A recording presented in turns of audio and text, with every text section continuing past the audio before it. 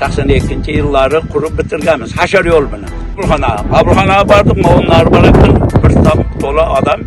Haftada 3 martalab bu yerda nima qiladi? O'zim ham ko'p arxitektor keldi, hech kim kelmadi, bilmaymiz. Lekin aniga tashlabdi.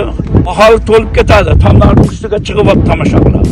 Balki bizlardan ham kelajakda mana uchta shogirdlar tayyorlayapti. O'zimizning Gulbuloq aholisiga kerak bu stadion. Yoshlarimizga kelajakka kerak. Keyin futbolimiz qanday bo'ladi? Yoshlarimiz qanday bo'ladi? Bizga shu hokimiyat tarafdan shu yordam qilsa juda yaxshi bo'ladi. Buni Basmol zonada bundan katta sözün yo'q. Endi buni tribuna boshdan oxiriga to'ladi. Joy qolmaydi.